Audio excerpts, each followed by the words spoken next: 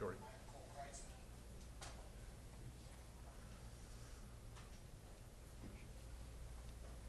Thank you. Thank you all for coming today on this profoundly sad day for DPS and all of law enforcement. I'm Bart Graves. I'm a spokesman for the Department of Public Safety. Director Frank Milstead is going to update you on this situation. But it's important to know we will take questions, but on a limited basis since this is an ongoing investigation. Director Frank Milstead. Thank you, Bart. Today is evidence of the violent nature of policing in our nation. It's also evidence that just because somebody is unarmed doesn't mean they won't become armed and harm somebody. And in this case, what initially was an unarmed man armed himself with one of our weapons, fired 2 shots, fatally wounding one of my troopers and shooting another one. I can't thank the women and men of law enforcement enough to being brave enough to come to work every day and to do this job. It's incredibly difficult, and I will tell you from the time that I was on the streets of Phoenix as a young police officer to today, it continues to be more and more complicated. I'm going to run you through a little timeline. I will try not to get too much specificity in the timeline, but I think it's important to understand what we came across, and also what seems like a innocuous type of call for service where there's a person in a roadway. If you think about somebody being on Interstate 10 in the roadway, it kind of changes that nature of the call. But at about 10:17 last night, the 25th of July, we originally received calls of a subject out in the roadway and then a subject throwing objects at cars out on I-10. Several motorists had pulled over to the right-hand side of the roadway to try to get the subject out of the road. Arizona Department of Public Safety Communications received these calls and dispatched 2 sets of officers. Both of them were just within minutes of the event. First to arrive on scene was Officer Dalen Doris, who arrived and within about 1 minute of arriving asked for another unit, asked for a backup. About 1 minute after that, Troopers Roadcap and Trooper Edenhofer arrived. Trooper Edenhofer was in field training. He was actually in his last days of field training. He had graduated from the State Trooper Academy on May 4th. He'd been one of my troopers for 52 days.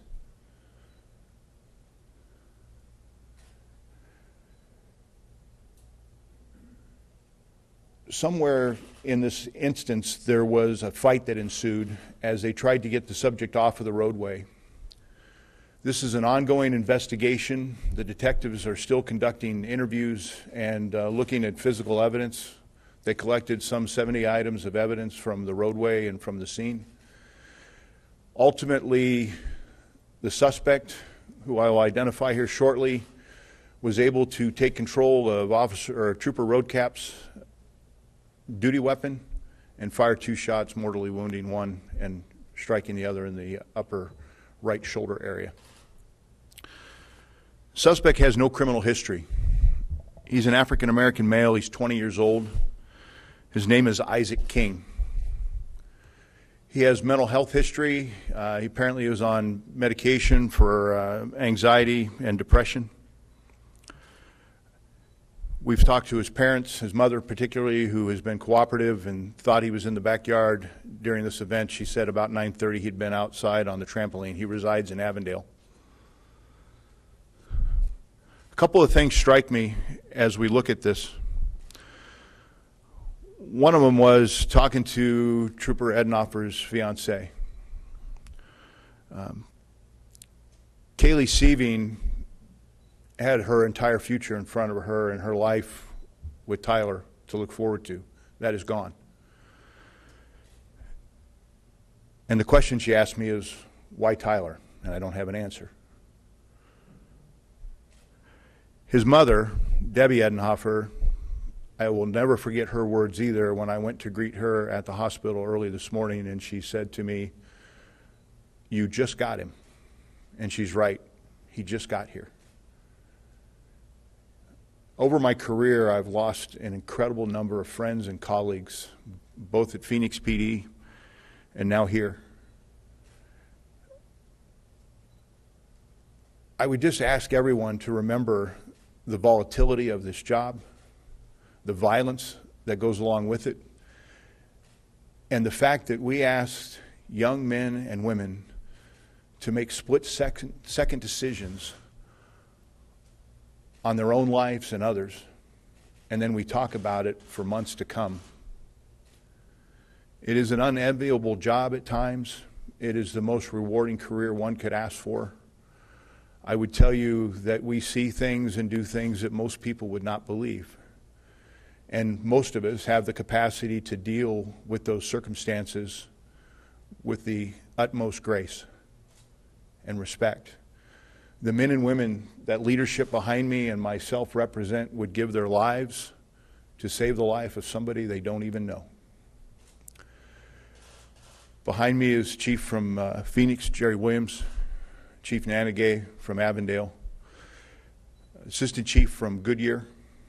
All of them played a part. Their departments were all a part of what happened last night. Collaboratively, Arizona law enforcement looks after one another, takes care of one another. This is a very dark day for the Arizona Department of Public Safety. I guarantee you that we will be resilient and we will press on. I ask that you give the respect to the Edenhofer family. Some have already descended upon her home. Her world changed this morning. Her most proudest moment, her son graduating from the State Trooper Academy, has changed everything. Thank you for covering this story. Thank you to Arizona for your support of law enforcement. Thank you for the support for the Arizona State Troopers and what we do and stand for. And I'll take a few of your questions. Hey, Colonel, 2 questions. Yes, sir. The first is, how was the suspect able to get his hands on a gun? And the second is, I'm curious, do you guys do any training for when you're in a physical confrontation with a suspect to avoid losing your service?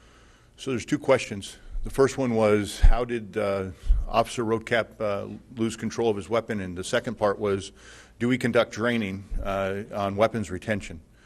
I'll answer the first part first, and that is, at this point, I don't have the details. I can just tell you that there was about an 8-minute fight roadside that went on, and during that 8 minutes of struggle with what would be one suspect, and I would say up to 6 police officers, it went on for 8 minutes.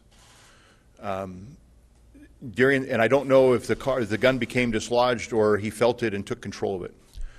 I will tell you that Trooper Roadcap was in plain clothes. This was the last week of field training, and he was not in silver tan uniform, but he was in street clothes, as he was really there as a bystander and not to be used as an ally for anybody that might come up and need information. We try to focus the last week of training just on the trooper and see how they do working as a solo unit. Can you provide the training? Yeah, any of our training that's open source, we're more than happy to provide. How is the weapon secured in the holster? I.e., is there like a clip or a snap? Or So the question is, how was the weapon controlled in the holster? This was a leather holster that was secured to the belt. It is a non-retention type holster, which means it only has a snap up on top, and it doesn't have a mechanism within inside the holster itself to keep somebody from grabbing it without hitting a button or maneuvering or manipulating the weapon in a certain angle to remove it from the holster. So it would just be a standard leather holster. What were some of the items that he was throwing on the freeway and hitting cars with? The question was, what are the items that he was hitting cars with? And I do not have the answer to that. I'm sorry. How did he drop the gun? Did it just fell off the belt? The question is, how did the gun get loose? And again, I don't know the answer to that. We are still not clear on that issue. We still have some interviews to do. Some of this will change over time. People that it's an ongoing investigation, and I'm trying to give you everything that we have today that I'm able to release. So he wasn't in his tan uniform. He was in plain street clothes with his standard utility belt? He was actually in blue jeans and a T-shirt. He looked just like he was a citizen observer that night. So his belt with the gun? He didn't have any criminal background, yet he was under medication or something? Mr. King did not have a criminal background. That is correct. Do you know if any of the troopers had drawn their guns on the suspect? I do not know the answer to that, sir. And the question was, do I know whether they drew their weapons? I don't know if that occurred or not. We're still going through those types of interviews. One more question. How am I doing? I'm doing okay. It's an honor to lead the men and women of this fine agency. It's an honor to be a member of Arizona law enforcement for as long as I have. And I ask myself, if not me, who gets to lead in times of trouble? And I'm honored to do so. Obviously, quite shaken by the circumstances. It's been a long evening and morning, but I appreciate you asking, but I'm proud to lead. Thank you for your time. I hope you all get all the answers you're looking for as we do, and I ask you for your continued support. Thank you. Thank you. The BIO's Captain Mack will be around to answer any other questions regarding things associated with the investigation. If you all would go on.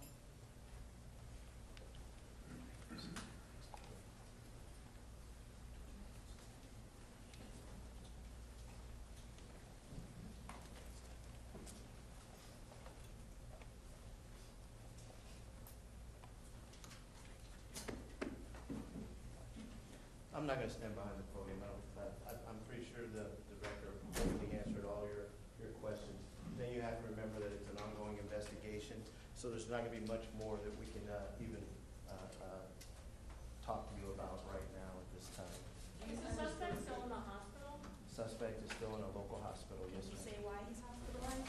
I cannot say why he's hospitalized right now. Were troopers wearing body cameras?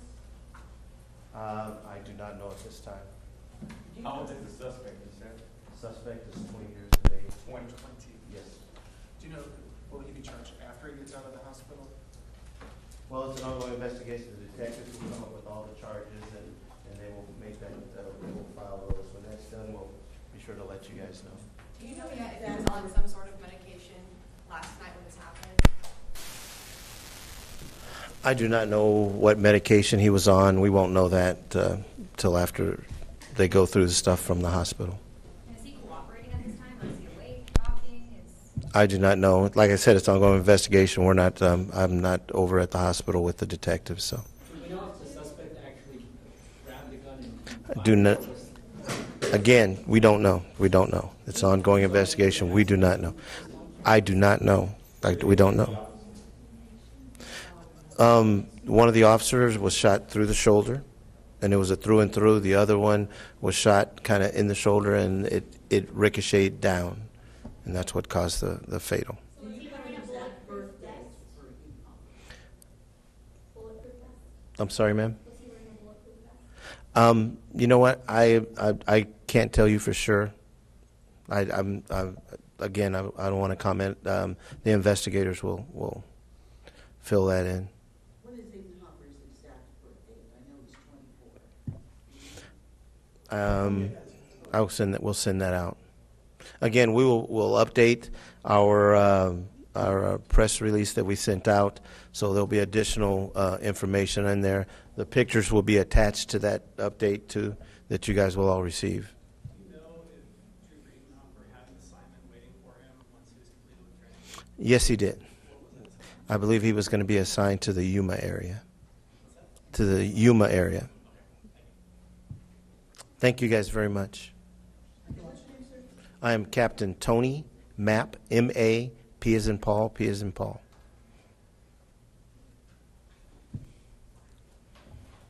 Thank you.